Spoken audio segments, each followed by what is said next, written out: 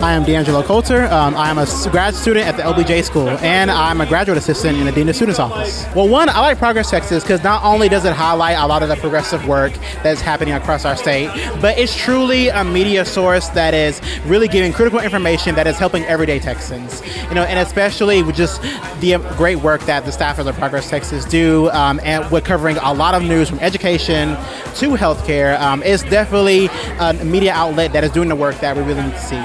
No matter how tough things are going to be, no matter how rocky things may seem, the fight never ends. As Shirley Chisholm once said, bring a folding chair with you if they don't invite you to the table. And I think that for a lot of progressives out there, especially our progressive Texans, it's really important that we continue to fight, no matter how discouraging it may seem, but just stay consistently stay motivated, and no matter what, do know that there are people out there that appreciate the work that you do.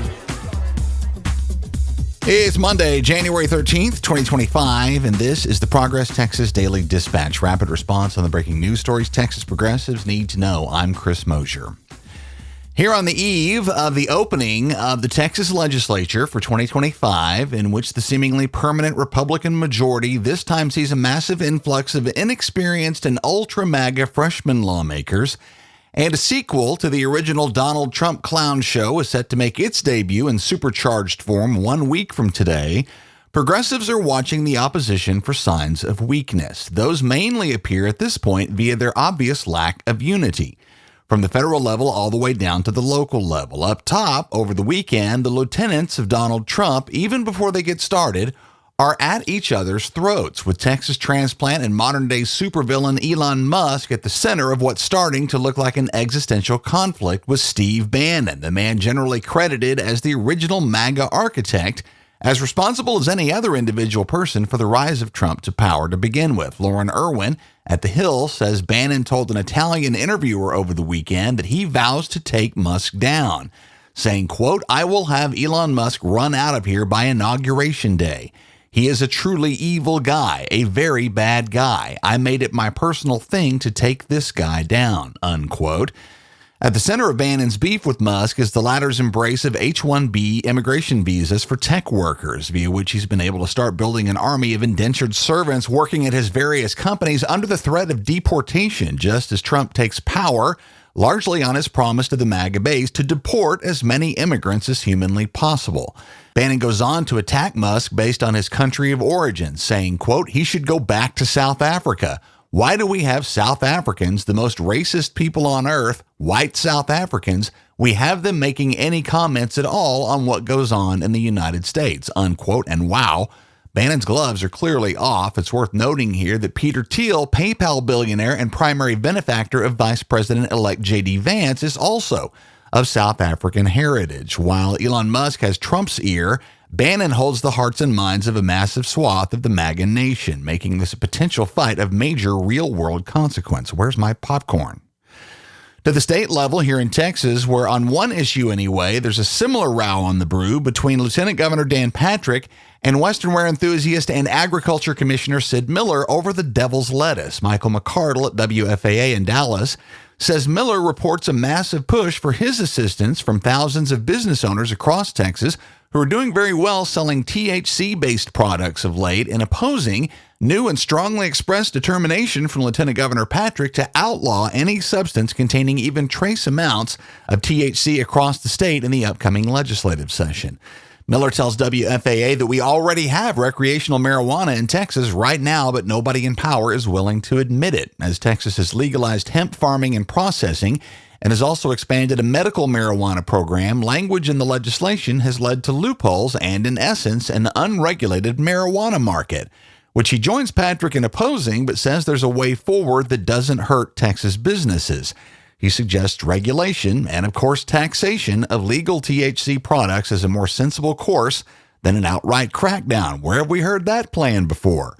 Miller says, quote, "I'm against recreational marijuana, but I do support expanding medicinal uses. If it can help somebody, let's help them. I just want to make sure we don't go too far and limit the true medical use of this compound," unquote. Sid Miller, sounding sensible and sane, is ironically a bit of a crazy way to start off the week. Right along that same line, former Texas Governor Rick Perry, who of course at this point represents an antiquated and relatively cute version of the Texas Republican Party, went on the Joe Rogan show recently and made a public press for a psychedelic drug he believes also presents medicinal benefits. Timothy Malcolm at the Houston Chronicle says Perry was pushing ibogaine, which I personally am hearing about for the first time here, a new psychedelic compound that's still illegal, but is being touted as a promising treatment for addiction, brain injuries, and PTSD. Perry sold on ibogaine and is also counting on a couple of Donald Trump's nuttier cabinet picks, Robert F. Kennedy Jr. for Health and Human Services and Mehmet Oz for the Centers for Medicare and Medicaid Services to possibly help push ibogaine across the finish line at the federal level. Look for the Texas Commission of Environmental Quality, or TCEQ, to be a more prominent political punching bag over the coming year. Governor Abbott has just appointed a new chair to that commission, Brooke Popp, who was promoted from the Texas Water Board just in time for the TCEQ to publicly dial back its own public accountability. A statement from Air Alliance Houston says the TCEQ has recently begun denying formerly standard and routine requests for public meetings on air quality permits issued by that commission. In particular, late last year, State Senator Carol Alvarado, who just recently participated in Progress Texas's still ongoing legislative preview pod series, submitted a request for a public meeting regarding the renewal of an air quality permit for a concrete batch plant in a community in her district with a history of negative impacts from that plant. Where that meeting would have previously been set as a matter of regular procedure, TCEQ responded by denying the request, saying that the commission has no obligation to hold public meetings on renewal air permits if the air quality model supplied by the applicant does not forecast a change in emissions. In other words, bad calls made by the TCEQ become permanent and immune from public complaint. Watch for a major push against that policy just in time for the new boss's arrival.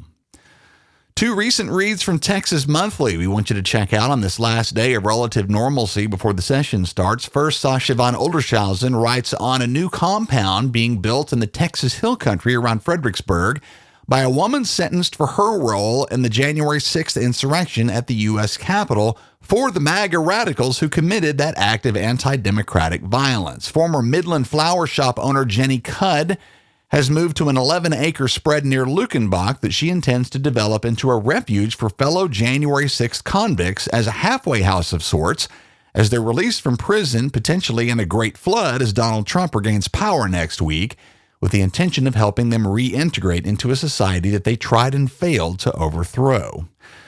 And also from Texas Monthly, Michael Hardy writes on folks who just couldn't take it anymore here in the Lone Star State and headed for the exit, Texpats, as Hardy calls them. Not only has domestic migration into Texas dropped by over half over just the last year, major moving companies say lately there are as many Texans leaving as there are people coming in. And amongst the Texpats Hardy talked to for his piece as to why they hit the bricks, common factors include our near-total abortion ban, the clampdown on transgender rights, and laws allowing Texans to carry guns without the benefit of a permit or even basic training. At Progress Texas, we feel you on all of that, of course, but we don't want you to give up and split. We want you to stick and fight for a better Texas with us. Two great reads from Texas Monthly linked in the show notes. Our funding at Progress Texas is rarely sufficient for us to plan much more than a quarter or two ahead, but the conservative disinformation machine has no such obstacle. They're funded by oil and tech billionaires and religious right-wing activist groups. Our regular everyday listeners form a key component of our funding here at Progress Texas, and if that's you, we could use your support as a monthly contributor. No amount is too small.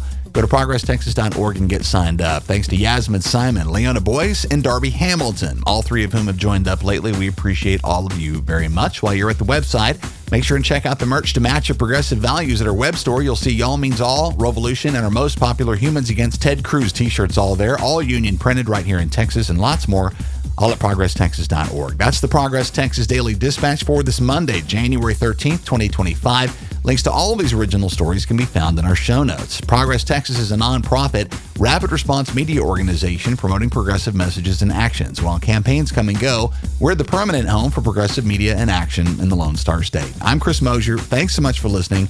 Have a great day and a great week. We'll see you again tomorrow morning.